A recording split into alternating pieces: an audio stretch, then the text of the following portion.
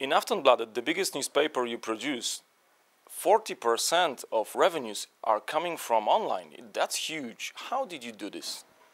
I must correct you from the beginning. It's 40% of the ad revenue. 40% comes from online and 60% from the newspaper. We did that very much because we really were building traffic on Aftonbladet.se. It is very, very big in Sweden. I mean, we reach every week half of the internet population in Sweden, and on a daily basis 25% of the total internet population in Sweden.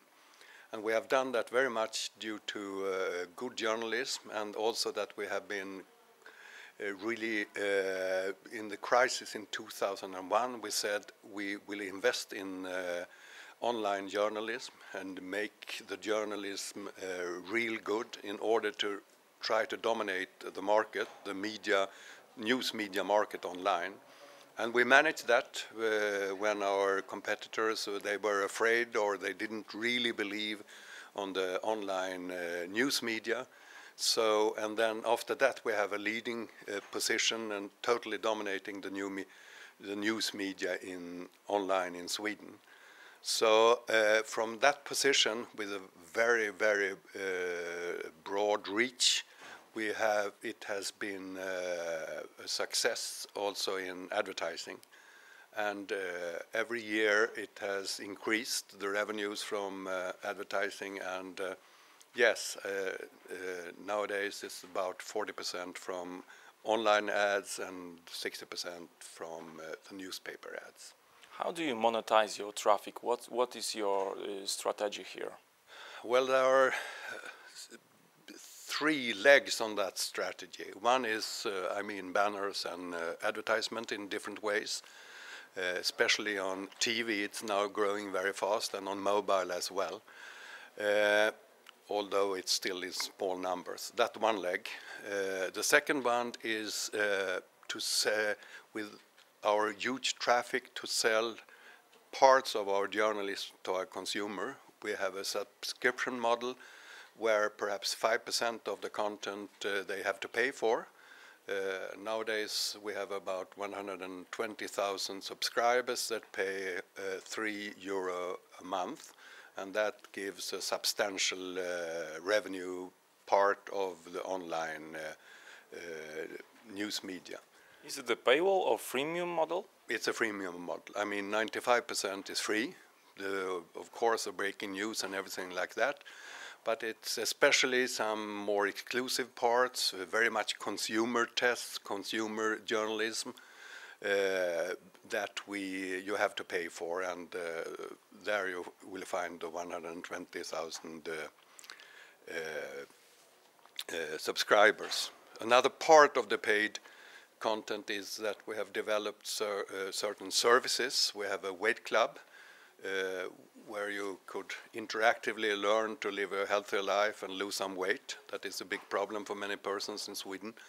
And we have had 380,000 subscribers the last 5 years, paying around 30 to 50 euro for the service. And that's also quite a good revenue from that part. And the last one that I think more or less is the most important for the Schiebsted strategy in Sweden is that we have used the traffic from Aftonbladet to build new businesses or small businesses that we have bought. And through the traffic from Aftonbladet, they are growing bigger and bigger and getting more and more revenue. And some of them are really dominated the classified market, to take one example, and is delivering a lot of profit.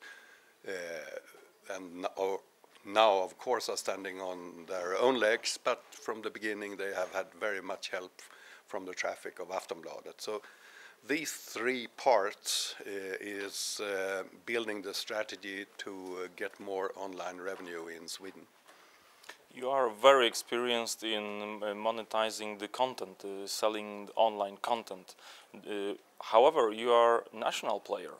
So do you believe that regional or local content can be successfully sold on internet?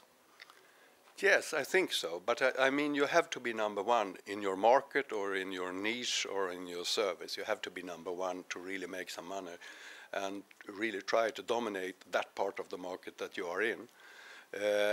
Yes, if you have a dominant position, if you have good traffic, if you have some exclusive journalism, and if you have some exclusive services and so on, and you could package this well, yes, some of it I think you could sell to the customers, so have to pay for it. But it will not be the salvation of journalism or of the business model, but it's a part of it, I would think. But of course, you could build other business around it in classifieds, in other services that are close to the traditional newspaper. But when you build it online, you could make other kinds of profits from that. Yeah, I definitely think. But I mean, it's hard work, and I really think you must be number one in your market to have a good revenue from it. Do you have integrated newsrooms in your operations, or maybe online reporters and editors are doing their job separately? Historically, we started a company of its own in 1999, where the digital media, the new media, was a company of its own with their own journalists and their own salespeople and their own technology developer and so on. And I think that was strategically quite correct. We wouldn't have managed without that. But after 10 years, when the online business had much more readers and visitors than the newspaper, and when it was strong enough and we had a good economy, it was time to integrate again. Because you have to use all the forces to work together journalistically and even for salespeople and so on. You get much more power if you work together. But now there are more, I mean, they are strong, both legs, I mean, the print and the online. And have we done that earlier, I think it would not have been a success. But of course, there are journalists that are working for both online and mobile and whatever, and also some parts of journalists working more focused on the online, especially when you edit pages on online and so on, that are specialized people. And of course, there are specialized people editing the newspaper and so on. So yes, we work together.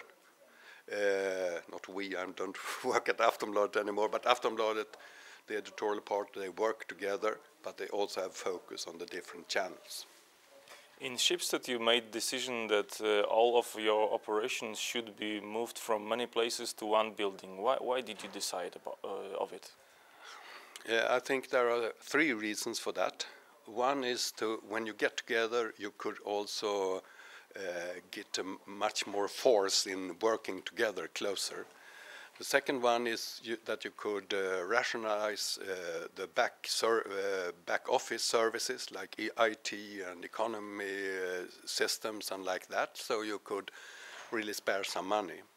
And the third, I think, is the most important. When you work close together, when you meet people from different companies that have the same goal, ideas will flow and good inventions will come from people working closer together. I think the third part of it, hopefully, will be the most successful in that. But of course, you will save money as well.